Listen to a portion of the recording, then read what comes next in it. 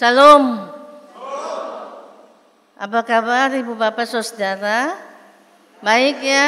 Iya. Kita semua bersyukur hari ini kita boleh ada bersama-sama dalam cinta kasih Tuhan setelah ya melewati masa yang sulit, masih sulit juga ya dalam situasi pandemi. Memasuki new normal, ya normal yang baru, ada banyak pergeseran yang harus kita patuhi dan taati bersama. Cuci tangan, jaga jarak, pakai masker. Dan itu semua demi kebaikan bersama. Oleh karena itu saudara, alangkah berbahagianya ketika hari ini dalam ulang tahun ya, Reformasi 504, HUT Gemit ke-74 dan menyongsong ulang tahun ya Jemaat Diaspora Danau Indah yang ke-14 ya, 4 November nanti, kita boleh ada dalam suasana sukacita yang diberikan Tuhan. Saya Pendeta Desiana Rondo Effendi, Master Teologia. Kami ada 4 pendeta di Maranatha Oebufu, masih di Klasis Kota Kupang Timur. Ya, saya punya 1 suami. Iya, nah, ada di sini di samping Pak Winston Rondo, ya, dan punya 1 anak, ya, Gracia. Ya, artinya itu perkenalan untuk kita kenal karena ini masker, ya, yang biasa lihat muka karena masker kita juga tersamar, tidak bisa tahu ini siapa. Nanti buka begini, oh iya, baru kenal. Baik saudara yang terkasih. Ini pengalaman hidup bersama dengan Tuhan. Tetap teguh dalam kasih Tuhan. Itu sebuah semangat reformasi yang melandaskan kita dalam bacaan firman di Wahyu pasal 3 ayat 7 sampai 13. Saya mau tanya kepada Ibu Bapak sekalian. Ya. Tadi Bapak Ibu datang ke gereja keluar dari mana ya? Dari rumah, ya. Dari rumah keluar dari mana? Pintu. Ada yang keluar dari jendela kok? Tidak ada kecuali pencuri ya, atau orang mau buat sesuatu yang tidak perlu diketahui orang dari pintu, dia masuk lewat jendela. Tapi kalau masuk jendela itu sunde baik. Ya, Alkitab juga mengatakan bahwa segala sesuatu yang baik itu masuk dari pintu. Alkitab juga mengingatkan kepada kita, segala sesuatu yang baik itu kalau pintunya terbuka. Tadi kita masuk di depannya ada penatua yang antar saya. Kita masuk dari pintu depan Ibu. Ini pintu gereja banyak ya, ada pintu depan, ada pintu samping, ya, ada pintu belakang begitu. Tapi semuanya lewat pintu. Coba bayangkan Ibu Bapak, Saudara, kalau koster tadi sampai dengan jam 5:30 masih tutup pintu, pasti ini jemaat semua seboto-boto.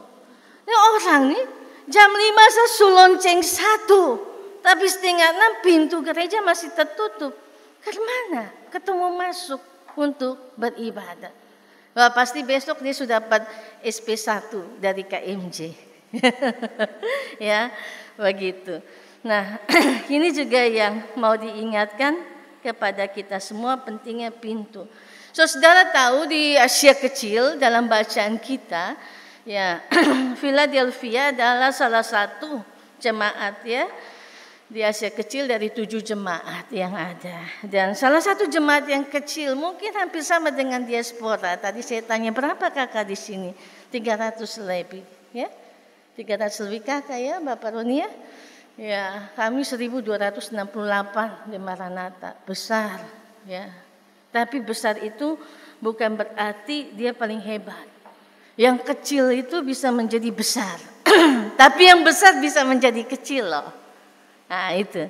Jadi jemaat kecil Philadelphia ini yang kita baca adalah jemaat yang kecil bertumbuh tapi hidup dalam ketaatan dan mendapatkan pujian, mendapatkan apresiasi, mendapatkan catatan dan memberikan catatan penting bagi pekerjaan pelayanan yang pada waktu itu dilakukan. Ya. Saya tidak akan mengupas lebih jauh tentang apa itu Philadelphia. Bapak Ibu bisa browsing di Google, searching dan cari. Tapi saya mau mengajak kepada kita melihat apa yang disampaikan dalam surat ini. Ya. Wahyu menyampaikan dalam Wahyu 3 ayat 7 sampai dengan ayatnya yang ke-13. 2 poin penting kepada kita semua. Kepada jemaat di Philadelphia dan kepada kita semua. Yang pertama, bicara tentang pintu berkat. Bicara tentang kesempatan. Ya, kenapa saya katakan pintu berkat itu adalah kesempatan? Karena kesempatan adalah anugerah yang diberikan oleh Allah. Dan tuliskanlah kepada malaikat jemaat di Philadelphia. Inilah firman yang kudus, yang benar, yang memegang kunci Daud. Apabila ia membuka, tidak ada yang dapat menutup. Apabila ia menutup, tidak ada yang dapat membuka. Ya. Saudara yang terkasih, kenapa dikatakan di sini bahwa firman yang kudus itu benar dan yang memegang kunci Daud dan dia membuka, tidak ada yang dapat menutup. Dia menutup, tidak ada yang dapat membuka. Ya, ada satu lagu rohani pop ya bilang begini. Bila kau yang membuka pintu, tiada satu pun dapat menutupnya. Ya, begitu. Nanti nyanyi lagi di rumah ya. Artinya kalau Tuhan yang buka pintu, tidak ada yang dapat tutup kembali. Tapi kalau sampai Tuhan menutup pintu, tidak ada yang bisa membuka kembali. Artinya pintu yang dibuka oleh Allah adalah kesempatan yang dibuka bagi kita. Kesempatan yang dibuka bagi kita untuk mengalami sebuah perubahan, sebuah transformasi untuk pemulihan hidup kita. Transformasi itu perubahan dari dalam diri kita yang membuat kita menjadi lebih baik. Dan reformasi adalah sebuah pembentukan dalam kehidupan kita untuk kita juga dibentuk dengan lebih baik. 504 tahun. Ya, usia yang sangat panjang. 74 tahun usia yang juga sangat panjang. Dalam hal ini, ya, warga lanjut usia masuk di situ. Reformasi, transformasi menjadi kunci untuk kita mendapat kesempatan membuka pintu berkat Allah. Ya. Kata di sini menunjuk kepada metafora yang mengajarkan kepada kita untuk masuk kepada jalan keselamatan itu, yaitu Kristus. Kalau ia membuka pintu, tidak ada yang dapat menutupnya. Dan apabila ia menutup, tidak ada yang dapat membukanya. Aku tahu segala sesuatu. Aku tahu segala pekerjaanmu. Lihat, aku telah membuka pintu bagimu yang tidak dapat ditutup oleh seorang pun. Aku telah membuka pintu bagimu yang tidak dapat ditutup oleh seorang pun. Aku tahu bahwa kekuatanmu tidak seberapa, namun engkau menurut firmanku dan tidak menyangkal namaku. Saudara, engkau menurut firmanku dan tidak menyangkal namaku. Ketaatan jemaat di Philadelphia menjadi kunci untuk mereka dapat kesempatan membuka pintu berkat Tuhan. Bukan berarti mereka tidak melakukan kesalahan, tapi mereka juga hidup dalam sebuah pembaharuan hidup. Dan Kristus membuka pintu keselamatan. Kristus membuka pintu pengampunan. Ya, ini keselamatan dan pengampunan tidak bisa dipisahkan. Dan yang bisa membuka pintu keselamatan itu hanya Yesus Kristus. Amin. Ya. Dan yang bisa membuka pintu pengampunan itu adalah orang yang percaya kepada Kristus. Amin. Kalau keselamatan itu hanya bisa dibuka oleh Tuhan Yesus, tapi pengampunan itu diajarkan Yesus untuk dibuka bagi pengikut Kristus, bagi orang percaya. Kenapa? Tuhan sudah mengampuni kita. Oleh karena itu kita dapat anugerah dan kita selamat. Tapi kita seringkali arogan, tidak mau mengampuni orang yang bersalah kepada kita. Doa Bapa kami dengan jelas mengajarkan hal itu. Ampunilah mereka yang bersalah kepada kami. Siapa di dalam dunia ini yang tidak pernah melakukan kesalahan? Ada kok? Tidak ya? Semua melakukan kesalahan. Dari buka mata sampai tutup mata. Kita melakukan kesalahan. Tapi bisa enggak kita melepaskan pengampunan dalam hidup kita? Alkitab mencatat kalau saya yang bicara bisa dikoreksi, mungkin salah, ya. Tapi yang dikatakan Alkitab adalah benar. Tuhan melihat apa yang kita kerjakan. Apa sih yang kita kerjakan? Tiap hari. Tuhan tahu kekuatan dan kemampuan kita yang terbatas. Hanya Tuhan yang tahu. Kalau orang bilang, ya hanya Tuhan yang tahu. Ya betul, hanya Tuhan yang tahu. Saya tahu kemampuan saya terbatas. Tapi kemanusiaan saya tidak terbatas untuk lebih tahu dari apa yang Tuhan mau. Kesombongan saya yang menjatuhkan saya. Karena tidak mau mengakui keterbatasan di hadapan Tuhan. Hati-hati. Orang yang tidak mau mengakui keterbatasannya di hadapan Tuhan, hati-hati. Dia bisa keluar dari pintu berkat Tuhan. Orang yang diberikan kesempatan oleh Tuhan untuk bekerja dan melayani, gunakan kesempatan itu dengan baik selama pintu terbuka bagi kita untuk dapat keselamatan, untuk buat karya keselamatan dan melepaskan pengampunan. Dengan kekuatan yang terbatas, jemaat Philadelphia taat akan perintah Tuhan.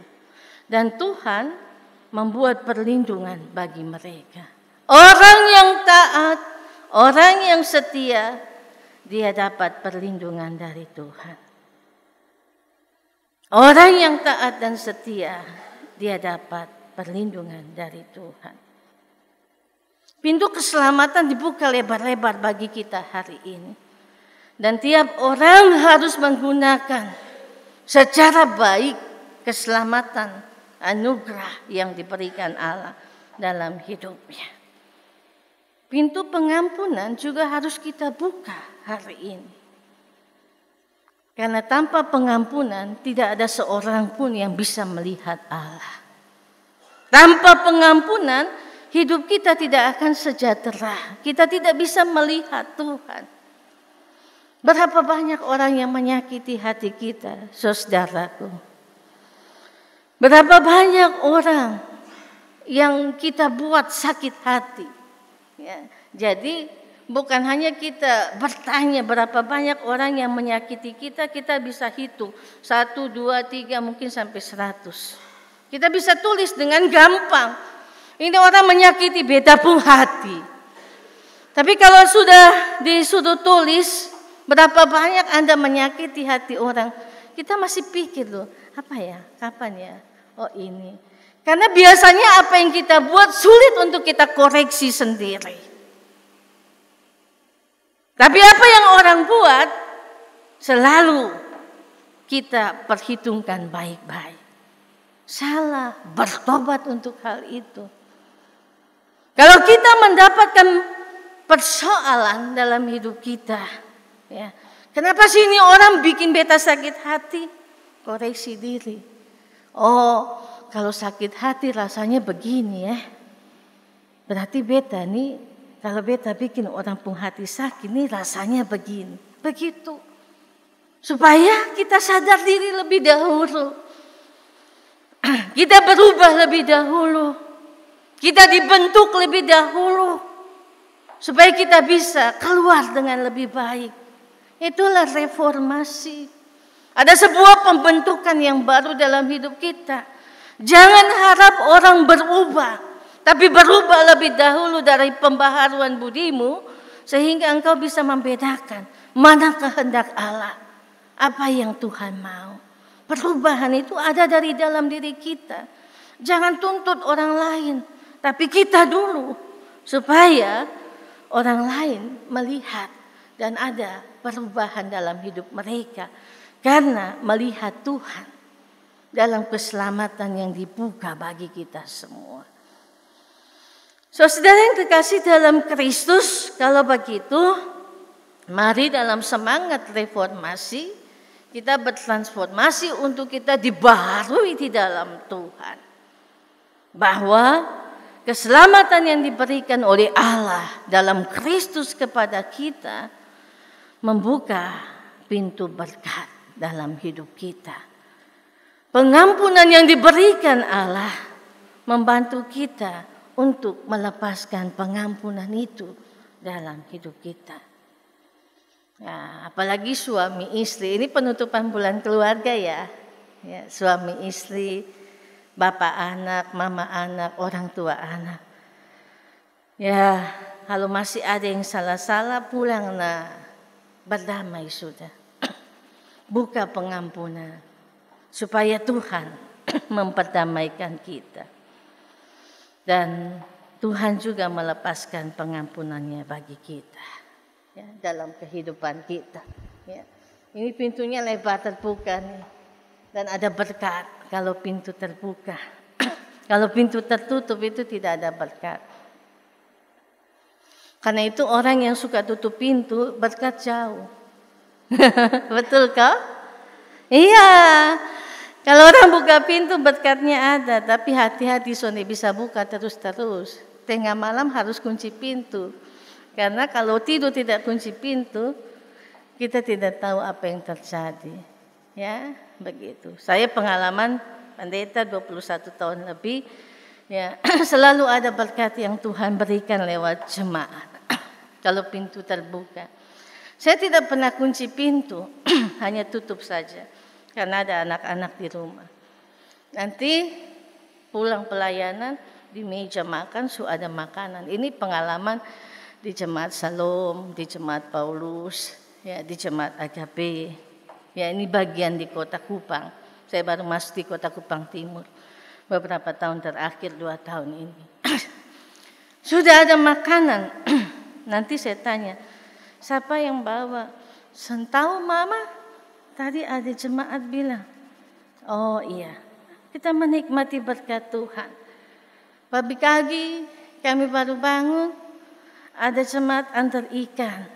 Aduh Pak Guru su antar ikan. Iya Mak, tadi dapat ikan. Pintu berkat. Mak kalau pendeta kunci pintu terus, orang ngopi, pintu tertutup nih. Dong bawa pulang, kembali dong pun berkat. Ambai sekarang ada handphone nih, telepon. Mak ada di rumah kok. Ya, ini ada keluar. Pantas ketong tadi ada datang mak son ada. Oh nah makan mana? Son dia ada berkat sedikit mama. Oh nah ada anak-anak di situ dan seterusnya. Ya. Artinya berkat-berkat yang Tuhan berikan dalam kehidupan kita menolong kita. Itu poin yang pertama. Poin yang kedua dan terakhir. Keselamatan dianugerahkan bagi semua orang yang percaya.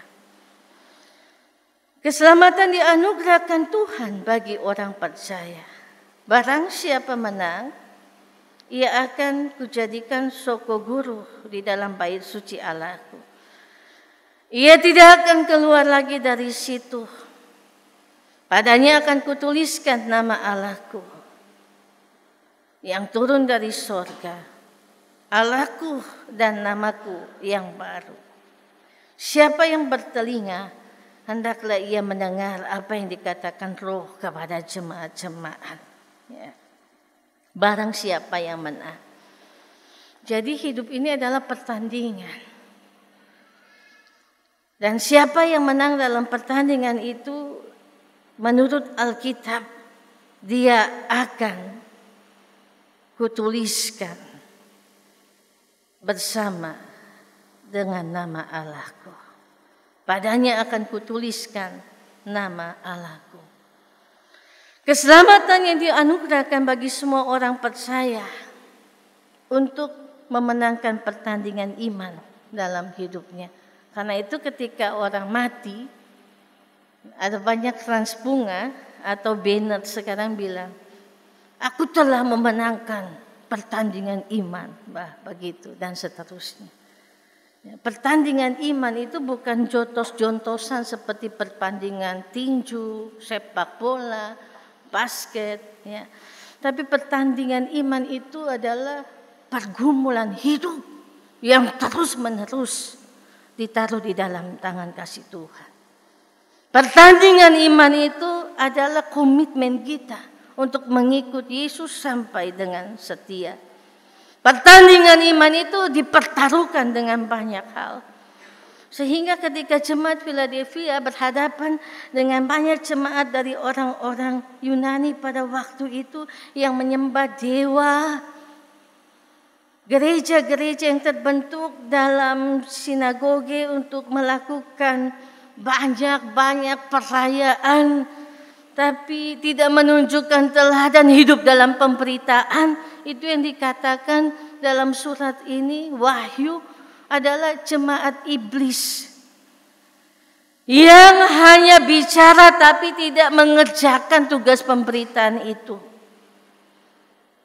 Hanya omong banyak saksi dusta.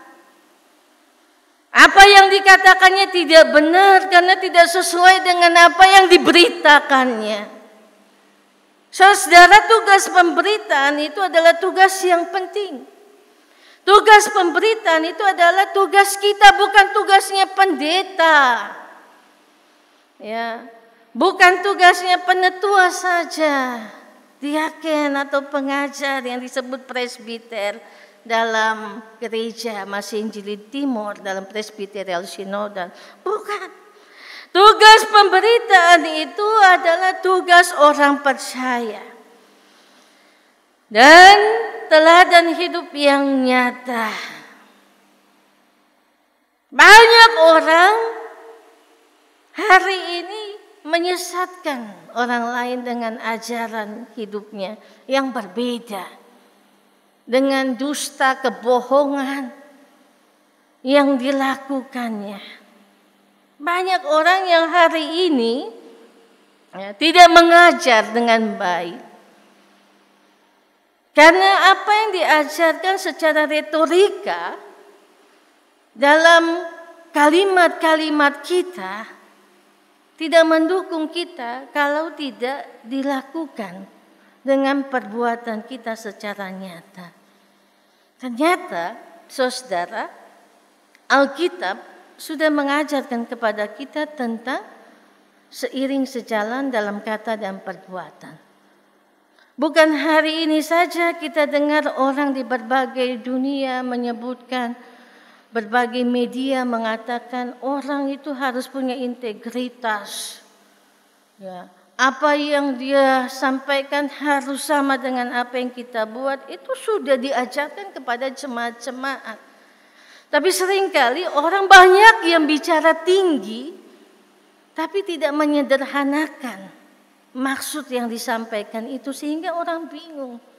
Karena kadang-kadang kita berkata dan kita berpikir kalau kita omong tinggi itu kita pintar, tidak bodoh. Kalau orang pintar, yang sulit itu disederhanakan, bukan yang sederhana dibikin sulit, itu orang bodoh. Ya, jadi jangan karena kita pakai bahasa tinggi, orang tidak ngerti, kita pintar. Iya, karena dia nggak ngerti ya kita yang bodoh. Kalau kita mengerti, Kita harus membuat orang mengerti dengan bahasa kita. Oleh karena itu, dosen saya, Pendeta Dr. Andar Ismail, ajarkan dalam didaktik ya, pengajaran. Kalau Anda mampu menyampaikan hal yang sulit secara sederhana dan dimengerti banyak orang, itulah hikmat yang diberikan Allah. Amin. Ya, jadi jangan bangga kalau kita omong pakai bahasa Inggris sepotong. Ya, orang sampai begini, apalagi kalau kita omong di kampung lah, di TTS, di dataran timur, di daratan Flores, orang begini, ini apa nih? Nggak usah dia mengerti. Ya. Tapi kalau bicara dengan bahasa ibu kita, orang mengerti. Karena itu orang yang berhikmat, dia membaca, melihat dalam bahasa asli, menyederhanakan supaya orang lain mengerti. Mengerti apa yang disampaikan. Dan Yesus mengajarkan itu dalam perkataan dan perbuatan. Sehingga di ayat 11 sampai ayat 13 mengingatkan kepada kita. Siapa yang berpegang pada apa yang ada padamu, dia akan selamat. Karena apa yang dipegang ada di dalam pengharapan kepada Allah. Ada di dalam iman kepada Allah. Ada di dalam kasih Allah. Pengharapan, iman, dan kasih. Atau IPK. Iman, pengharapan, dan kasih. Ini banyak mahasiswa ya. IPK ya. Iman, pengharapan, dan kasih. Adalah bagian yang kita pegang dalam hidup kita. Iman, pengharapan, dan kasih memberikan mahkota kehidupan. Dan tidak ada seorang pun yang dapat kasih turun kita punya mahkota. Karena itu Tuhan yang kasih. Kecuali Tuhan yang kasih turun sendiri. Kalau Tuhan yang kasih turun sendiri, itu kita susun jadi doi lagi. Dan tidak ada seorang pun yang bisa ambil mahkota kehidupan yang diberikan Tuhan bagi kita. Mahkota itu ada di mana? Di atas, di bawah, di kaki. Di atas ya, di atas ya. Ya. Anak saya ikut perlombaan putri NTT, putri cilik Indonesia. Dan hari ini juga di NTT karena Nona sudah buka jalan, ya ada 6 putri NTT yang akan berangkat 2 November. Untuk mengikuti Putri Cilik Indonesia dan Putri Remaja Indonesia. Dan 6 orang ini 3 cilik, 3 remaja. Mereka punya tanggung jawab untuk bawa pulang crown itu. Kalau 1 orang saya bisa bawa pulang crown, masa 3 soalnya ada yang bisa dapat. Ya, artinya mahkota itu dipertaruhkan. Bukan cuma cantik, tapi juga harus pintar, harus berhikmat. Kita dapat mahkota dari Tuhan bukan karena kita pintar, cantik, ganteng, ya. Kita dapat mahkota dari Tuhan karena anugerah yang diberikan Tuhan. Dan anugerah yang diberikan Tuhan ditaruh di atas kepala kita. Mahkota kehidupan yang memberkati kita. Dan tidak ada seorang pun yang dapat mengambil mahkota kehidupan yang diberikan Allah. Karena itu hiduplah berpegang kepada apa yang diajarkan dan diperintahkan Allah. Hiduplah dalam iman, pengharapan, dan kasih kepada Allah. Hiduplah dalam cinta yang besar kepada Allah. Ya. Sehingga kita mendapatkan bagian hidup itu bersama Tuhan. Nah, terakhir. Bisa baca kok? Yang bisa baca kita baca sama-sama ya. Ya. Tuhan tidak memberi tempat bagi kita untuk menghakimi orang. Tuhan memberi tempat bagi kita untuk mengampuni dan menyadari kesalahan kita. Amin. Ya, Tuhan memberi tempat bagi kita untuk melepaskan pengampunan, menyadari kesalahan kita maka pintu berkat Tuhan terbuka bagi kita dan mahkota kehidupan itu menjadi bagian dalam hidup kita setiap hari. Ya, selamat ulang tahun Gemit yang ke-74, Reformasi ke-504, dan selamat bagi jemaat Diaspora Danau Ina yang tanggal 4 akan berulang tahun ke-14 dan akan terima seorang hamba Tuhan. Ya, kami dapat berita ada satu penambahan tenaga pendeta di Danau Ina. Itu sebuah prestasi. Prestasi jemaat yang mandiri, ya, bukan beban, tapi prestasi. Prestasi itu juga diapresiasi supaya pelayanannya lebih baik lagi. Oleh karena itu, jemaatnya juga harus memberikan apresiasi kepada orang yang melayani. Harus cinta, harus mengasihi. Kenapa saya sampaikan ini? Karena berulang-ulang di setiap tempat, saya selalu mengingatkan dan mengajarkan, cintailah pelayanmu, kasihilah pelayanmu dengan segala keterbatasannya. Karena dia datang dengan apa yang dia pegang. Hidupnya dalam iman, dalam pengharapan dan kasih. Dan jemaat menjadi alat di tangan Tuhan untuk menyatakan kasih Allah. Para pelayan yang datang juga ada dalam kasih Allah untuk membagi berkat dalam kekurangan mereka yang dilengkapi oleh jemaat. Ya, Tuhan memberkati kita semua. Mari kita berdoa. Bapa di surga, kami mengucap syukur untuk firman Tuhan bagi kami semua pada hari ini.